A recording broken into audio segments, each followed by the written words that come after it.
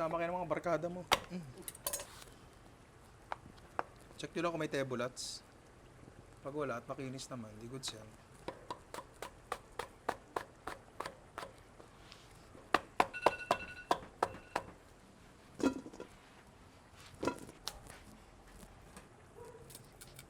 Yung dahon na yun, pwede nyo gamitin yung pang sopas-sopas. Kaya tabi nyo lang.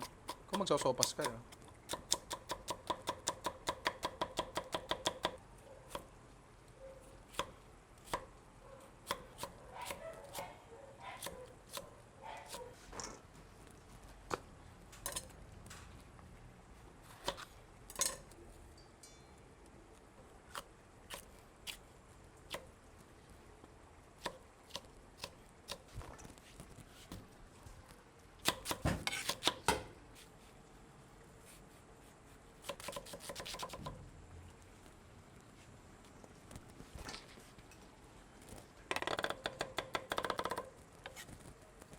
Yun, walang natapon. Salang na tayo. Tara. Chicken oil muna. Ground beef, 1 kilo. Huwag nyo munang gagalawin. Hayaan nyo munang magtusta yung ilalim ng ground beef. Para kasi kailangan natin tustahin niya para mas masarap yan. Pwede na natin gisa na mabuti yan.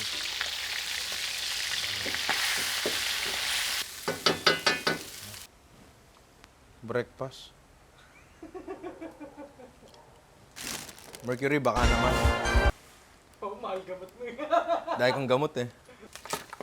Kapag ganyan na, ayan o, medyo sunog na siya ng konti, tostado na siya. Goods na yan. Yan ang hinahanap natin. Yung mga gulay na hiniwa natin kagabi, na hindi natin naluto kasi inabutan ng curfew. So, yes, napakaraming gulay nga nito, no? Pero yun talaga yun. Kasi itong gulay na to, malulusaw lahat to. Ito magbibigay ng katawan sa sarsa natin. Kahit yung talong. Yung talong actually, tsaka sibuyas ang magbibigay ng pinaka-body sa sauce natin. So, kaya mag-alala, magiging masarap to. I mean, magiging ano naman to. Okay naman. Para lang matulungan nating mapabilis ang paglambot ng mga gulay natin, lalagay tayo ng patis. Kasi ang patis na yan, yan ang hihila ng moisture palabas ng mga gulay. At yun, magsisimula siya lumambot dahil doon. Pero pwede rin naman yan ng walang patis, pero mas mabilis lang pag may patis. Pwede rin asin, bahala kayo. Pwede chicken powder, pwede toyo. Kahit anong form ng salt, makakatulong yun. Salt nga eh, gago. So habang niluluto natin yung sauce natin, lutuin na natin yung ano natin, pasta natin, elbow macaroni. Diba? From Del Monte. Lagyan natin ng asin. Hindi mo masyadong maalat. Hindi ko alam kung gano'ng karami. Pagka sumobra, sopas yun na lang. So, ito na yung macaroni natin. Yan. Lagyan natin dyan. Yung iba, i-ice bath pa. Pero ako hindi na kasi purposely, i-overcook naman natin ito dahil baked macaroni ito di ba? Gano'n naman usually, di ba? Mali bang sabihin yun? Tapos yung sauce natin, ayan o, kita nyo umimpis na talaga, di ba? Halos pasty na siya and durog na lahat. Yung talong and all yan. Pero ano ba to, lulutuin pa natin ng konti to, dudurugin pa natin to further. Pero sa ngayon, lalagyan muna natin siya ng tomato paste. Del Monte pala uli yun. Del Monte na naman. Del Monte na naman yun, Del Monte. Puro produkto nyo na lang to. Kahit tubig ata namin, Del Monte. Baka naman, di ba? Siyempre, lalagay natin lahat yan kasi masarap yan. Siyempre. Oo. Del Monte yan eh. Pag Del Monte, masarap. Del Monte. Lulutuin natin yung tomato paste para mawala yung hilaw na lasa niya. Ganoon naman talaga eh, kasi kung hindi medyo sharp, para lang mag-mellow out yung acidity. Yan, gigisa lang natin, tapos lulutuin pa natin siya further. Ewan ko, hanggang madurog pa ng todo tong ano natin. Itong mixture natin ng vegetables and karne and everything else in the world. Ayan, paste na talaga siya, di ba? Wala na yung talong and except dyan sa balat-balat na yan, wala ka na makikita, di ba? So ngayon, gagawin na natin siyang sarsa. Tutubigan lang natin yan and hihintayin natin mag-simmer, kumulo, tapos yun nga, kukulo siya, tapos ibababa natin to a simmer. Hanggang, tinan mo to pare. Oh. Ang lapot na agad, oh. Diba? Hindi pa natin siya pinapasimmer. Yun sa ano kasi yan, sa mga gulay kasi na nilagay natin. Specifically yung talong at sibuyas. Yun, pare. Pala yung talong na yun. Oo, yun, di ba? So, yun nga, dadagdagan lang natin ng tubig ito. Siguro, isi-simmer natin for, siguro, 20 minutes siguro, para lang mabuo na yung sarsa niya. And habang ginagawa natin yun, gagawa na tayo ng bechamel para dun sa ano natin. Sa, ang ginagawa natin? Adobo? Baked macaroni pala. So, gagawa na nga tayo ng, bechamel.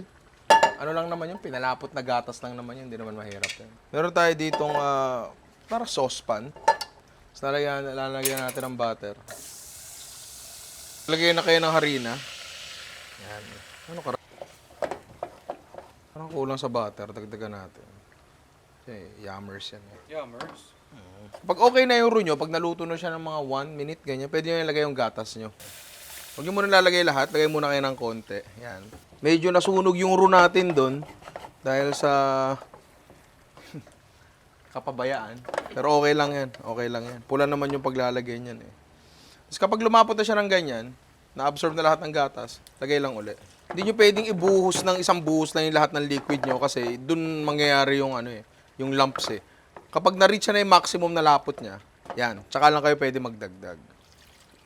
So, eto na nga, nakuha ko na yung lapot na hinahanap ko. Eh, kung mapapansin nyo, yan, meron siyang clumps ng konti. Tira mo pare.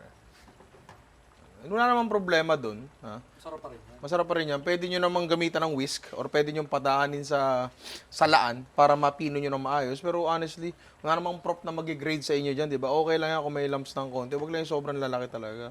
Pinalapot na gatas lang naman yun. Kaya masyado ma-pressure, di ba? Tapos titimplahan na lang natin ng salt. Kung gusto nyo mag-chicken powder, wala rin naman problema. Dito didikit ang keso natin. Diba? So, kailangan, medyo malapit naman dun yung lasa niya. Diba? So, gatas, keso, malapit. Sa isa't, halimaw. Tapos check natin ngayon yung sarsa natin dito sa kabila.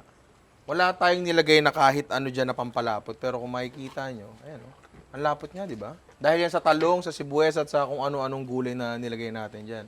So, ang gagawin nyo na lang din dyan is titimplahan nyo ng salt and pepper. Ayan, pepper. Tsaka salt. Kung gusto nyo yung tapusin niya ng patis, wala namang problema doon. Pwede nyo rin lagyan ng herbs yan. Wala namang problema doon. No? Pero para sa akin, okay na to. Pwede nyo rin lagyan ng asukal yan. Kung yun yung trip nyo, wala naman din problema doon. Yun, no? So, bahala na kayo sa timpla. Pero yun nga, talong, pare. Talong talaga. So, ito na nga yung pasta natin. Handa na siya, no? Sasarsahan lang natin siya ng konti. Konti lang. Yan.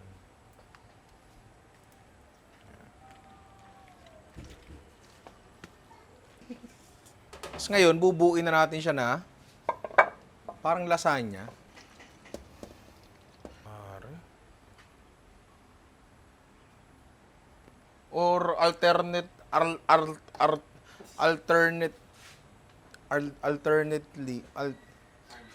Ano ba gusto sabihin? Ako na magsasabi. Alternatively. Pwede naman paghaluin na lang lahat. Salamat sa suporta. Salamat Ninong Ray Tank Bill. Salamat ni Ray Macho Build. Tapos syempre, yung bechamel natin. Uy, yan pare. Kuha kayo ng, teka lang, sayang pagkakataon. Quick Melt, Magnolia. Ang sarap nito, paborito ko. Ayaw kong kainin ng buo ito eh. Hindi nyo na kailangan ng grater. Dahil sobrang ganda ng Magnolia Quick Melt. Titipak-tipakin mo na lang, pare. Pakti-pakti na lang yan. Pakti na.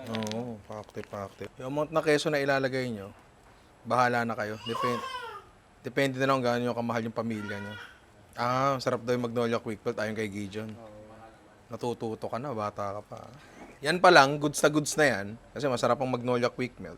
Pero kung trip nyo, pwede nyo pang dagdagan ng mozzarella. Para lang, di ba, dahil keso, di ba? Pagkakagat mo, uy, magugulat ka. Tapos pagkagaroon mo, may stretch pang ganun. Ang daming nangyayari, di ba? Okay, so tapos, uulitin na lang natin yun. Ayaw mong ulitin, Gijon? Ayaw mong ulitin? O di, ayaw mo? O di, wag na. Salang na natin yan. Sarap yan. Ano to, namamanhi ka na ba ako? Papa-impress na ako. Ayun. Tapos kahit wag nyo nang i-full coverage kasi baka umapaw lang pag niluto natin. So, sasalang na nga natin to sa preheated na oven na 180. Pwede mga 170 kung masyado mabilis yung browning ng keso nyo, no? Pero kung tutuusin, luto na to eh. 'Di ba? Wala naman masyado nang kailangan gawin dito. Tunawin na lang yung keso. 'Di ba? Tapos, yun.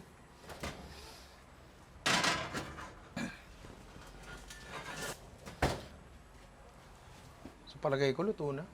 Palagay ko maybe I don't know. Check natin. Uy, huwag kang malalaglag. Wala kaming content. Wala akong kakainin. Oo nga. Yan, pare. Ang bigat pala niya. Oh. Diba? Ano mas masarap? Ito ako. Ito na lang. Ito na lang. So, ito na nga. Nag-overflow nga siya ng konti. Pero okay lang. Yummers pa rin. Yan talaga pagka mahal mo ng labis eh. Nag-uumapaw. Wow. Yung mahal mo ko. Ano, maghihintay pa ba tayo? Kasi mas magandang hiwain to pagka ano eh. Medyo lumamig ng konti. Hindi na. Ngayon na. Yan. Pa. Uy.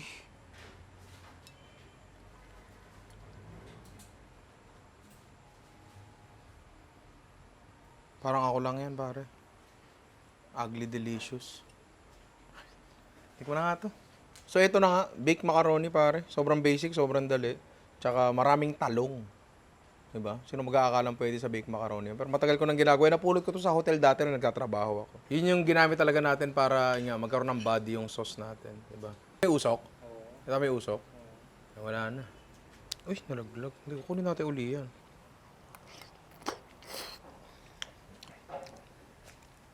Okay naman. Walang cheese. Gusto mo maraming cheese? Teka lang, patingin ako. Hindi ko makita.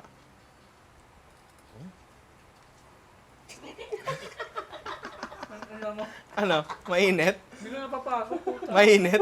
Mainit, pre? Okay naman. Okay naman.